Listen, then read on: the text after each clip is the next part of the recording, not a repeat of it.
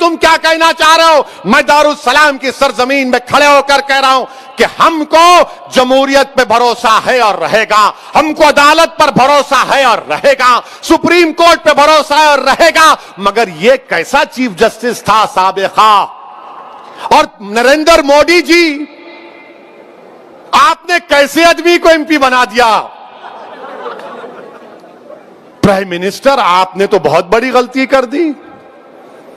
آپ نے ایسے آدمی کو اپوائنٹ کیا، سلیکٹ کیا، جو خود چیف جسٹس کے کرسی پہ بیٹھا تھا. آج کہہ رہا ہے ایم پی بن کے عدالت میں کچھ نہیں ہوتا، ریم شیکلڈ ہیں، غریبوں کو انصاف نہیں ملے گا. ارے گوگوئی کو کیوں بنائے مودی جی؟ آپ کو کوئی اور نہیں ملا؟ کیوں ملا گوگوئی؟ ہاں میں جانتا ہوں گوگوئی کو کیوں بنائے آپ، مگر ایسے آدمی کو بنائے. اچھا آپ دیکھیے، دنیا کے مشہور constitutional expert Clark Cunningham William Hobart نے کیا کہا تھا بھارت کے سپریم کورٹ کے بارے میں؟ The most powerful court in the world. اور شاید گوگوئی نے دیکھا ہوگا، جانتا بھی ہے گوگوئی، یہی سپریم کورٹ تھا جس نے کہا تھا کہ جب گجرات جل رہا ہے تو وہاں کا چیف منسٹر نیرو کی طرح بانسری بجا رہا ہے. یہی سپریم کورٹ نے پورے ایم پیز کو، ایم ایل ایز کو، الیکشن لڑنے والوں سے کہا کہ تم کو اپنے خلاف جو کرمنل کیس ہے دکھانا پڑے گا.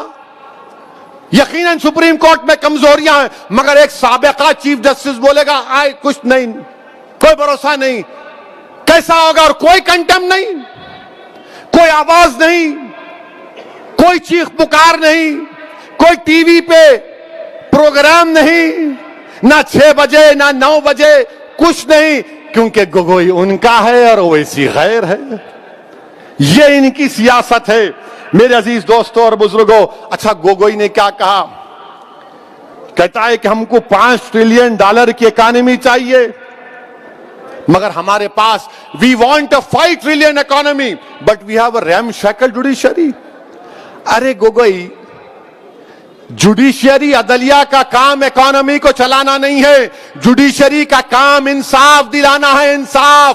جوڈیشری کا کام یہ نہیں ہے $5 ٹریلین اکانومی 20% ہو جائے، 10% جی ڈی پی ہو جائے. جوڈیشری کا کام انصاف دلانا ہے. یہ ایسے آدمی کو ہمارے بھارت کے وزیر اعظم نے اس کو ایم پی بنایا ہے. اچھا اور ایک بات ہم یہ پوچھنا چاہ رہے گوگوئی صاحب سے، آپ جب بیٹھے تھے آپ نے جوڈیشری کو انشیکل کرنے کے لیے کیا کیا؟ آپ نے کچھ تو کیا ہوگا نا؟ نہیں، کچھ نہیں. آج آپ بتائیے کہ ایک سابقہ چیف جسٹس جس کو نریندر مودی نے ایم پی بنایا، ان کی گورنمنٹ نے بنایا، اب کوئی دیوانہ بھگ بولے گا مودی جی نہیں بنائے، پریزیڈنٹ بنایا. ارے دیوانے کانسٹیٹیوشن پر جا کے گورنمنٹ کی سفارش پر صدر جمہوریہ ایم پی بناتے ہیں. یہ انڈین جوڈیشری سسٹم. اب تو بعض وقت ایسا بھی لکھتا ہے کہ کیسے کیسے لوگ کہاں کہاں پہنچ جائیں گے.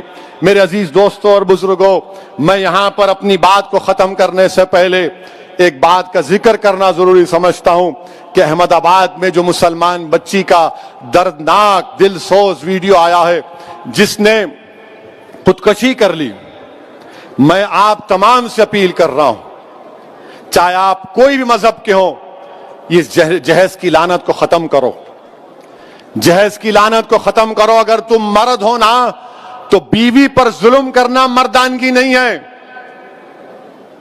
بیوی کو مارنا مردانگی نہیں ہے، بیوی سے پیسوں کا مطالبہ کرنا مردانگی نہیں ہے. تم مرد کہلانے کے بھی لائق نہیں ہوگا اگر تم ایسی حرکت کرو گے. وہ معصوم بچی پر ظلم کیا گیا، وہ تنگ آ گئی جہیز کی لعنت کی، جہیز کا مطالبے پر، اس آدمی کے مارنے اور پیٹنے پر، اور اس نے اتنا بڑا اقدام کر لیا. شرم آنی چاہیے ان گھر والوں کو جنہوں نے ہماری اس بیٹی کو مجبور کیا. میں تو اللہ سے دعا کروں گی اللہ تم کو غارت کرے، تم لوگوں کو. ہر باپ کی تکلیف تم نہیں سمجھ سکتے. اگر کوئی باپ خبر میں جاتا ہے, میں کئی ایسے لوگوں کو جانتا ہوں جو زندگی کی آخری سانسیں لیتے ہیں اور اپنا ہاتھ پکڑ کر دھیمی سی آواز میں کہتے ہیں, اسد صاحب بچی کی شادی ہے, انتظام کرا دو, مرنے سے پہلے کچھ ہو جائے. کیا ہو رہا ہے ان لوگوں کو؟ کتنے عورتوں کو تم مارو گے؟ کیسے تم مرد ہو جو بچیوں کو مار رہے ہو, ان کی جانیں لے رہے ہو؟ کیا تم میں انسانیت مر چکی ہے؟ اور ایسے کتنے لوگ ہیں جو اپنی بیویوں پر ظلم کرتے ہیں, تھپڑ مارتے ہیں, جہیز کا مطالبہ کرتے ہیں, حاملہ بیویوں کو ڈھکیلتے ہیں اور باہر نکل کر اپنے آپ کو بڑا فرشتہ کہلاتے ہیں. ارے یاد رکھو, تم دنیا کو دھوکہ دے سکتے ہو مگر اللہ کو نہیں دیکھ سکتے. اللہ دیکھ رہا ہے, اللہ سمجھ رہا ہے, اور اللہ ضرور مظلوم کا ساتھ دے گا. اللہ مظلوم کا ساتھ دے گا. میں ان تمام مسلمانوں سے اپیل کر رہا ہوں, اللہ کے رسول صلی اللہ علیہ وسلم نے ارشاد فرمایا تھا کہ تم میں سب سے بہترین وہ ہے جو اپنے گھر والوں سے اچھا ہے. بہترین اخلاق اس کے ہیں جو اپنی بیویوں سے اچھا برتاؤ کرے گا. یاد رکھو, اگر تم اپنی بیویوں کو مارو گے تو کل یہی مار کا تم کو حساب حشر کے میدان میں دینا پڑے گا. جو مسلمان ہیں, بتاؤ میرے کو ایک مثال دو کہ ہمارے نبی, ہمارے رسول جن کے نام کے خیرات کا صدقہ ہم کھاتے ہیں, کیا انہوں نے کبھی ہماری امت کی ماؤں کو مارا؟ کہ اللہ کے رسول صلی اللہ علیہ وسلم کی مثال دو.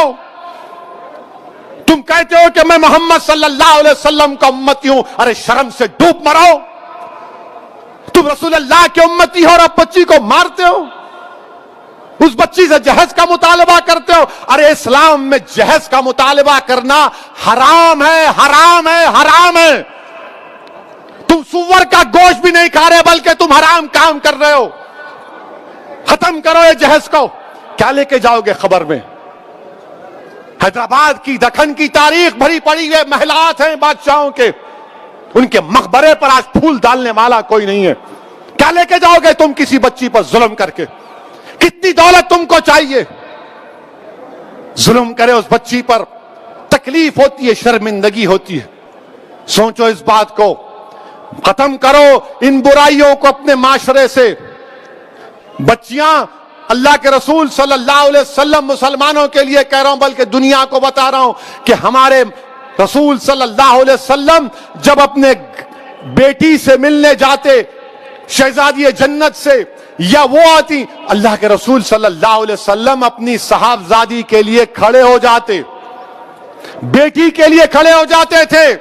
حضرت فاطمہ کے لیے پیشانی پر بوسہ دیتے اپنی بیٹی کو. اور تم کیا کر رہے ہو؟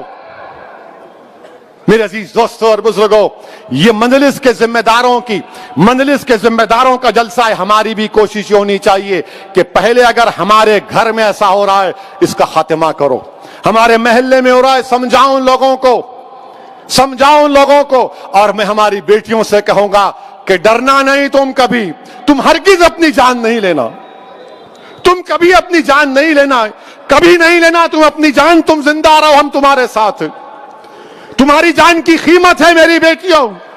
اگر تمہارا باپ تکلیف میں ہے تو ہم بھی تکلیف میں, مگر کبھی اپنی جان مت لو. چھوڑو, لات مارو اس گدھے کو, اس ظالم کو جو تم کو مارتا ہے, تم سے جہیز کا مطالبہ کرتا ہے. تمہاری زندگی بہت بڑی ہے, لات مارو اس کو, قانون کو استعمال کرو. مت گزارو ایسے ظالموں کے ساتھ زندگی. کیا فائدہ اس باپ پر, کیا بیت رہی ہوگی جو ویڈیو دیکھا ہوگا اپنی بچی کی موت کا, زندہ رہتے ہوئے مر گیا ہوگا اگر زندہ ہے تو. میرے عزیز دوستوں اور بزرگوں, اس برائی کا خاتمہ ہم کو کرنا ہے, عورتوں کا ساتھ دینا ہے. عورتوں کو حقیر مت سمجھو, عورتوں کا ساتھ دو, عورتوں کا ساتھ دو. ان کو, ہم کو معاشرے میں آگے بڑھانا ہے. یقیناً جو حجاب پہنتے ہیں کوئی روکتا نہیں ہے, برقع حجاب ان کی ترقی کی نہیں روک سکتا. کل ناسک سے ایک بچی میرے کو فون کی اور بولی اسدالدین اویسی تمہارا بہت بڑا نام سنی, ذرا گرم لہجے میں بات کر رہی تھی. میں سمجھا کچھ ہے. اب میں اماں ریکارڈ تو نہیں کر رہے تو بولے نہیں بات کرنا ہے. میں بولو. بولے میرے کو حیدرآباد کے ایروناٹیکل یا اسکول ہے, اس میں میرے کو پائلٹ کی ٹریننگ حاصل کرنا ہے. میں اس کے امتحانات پاس کر لی, میری فیس 20 لاکھ ہے, آپ کیا مدد کر سکتے؟ میں بولا اماں ریکارڈ تو نہیں کر رہے. بولے بار بار کیوں پوچھ رہے آپ؟ بولا نہیں پھر چلا دیتے. بولا انشاءاللہ تعالی میں معلوم کروں گا. بچی کیا بولی؟ میں مسلمان بچیوں کے لیے رول ماڈل بننا چاہتی ہوں. اویسی صاحب میں پائلٹ بننا چاہتی ہوں.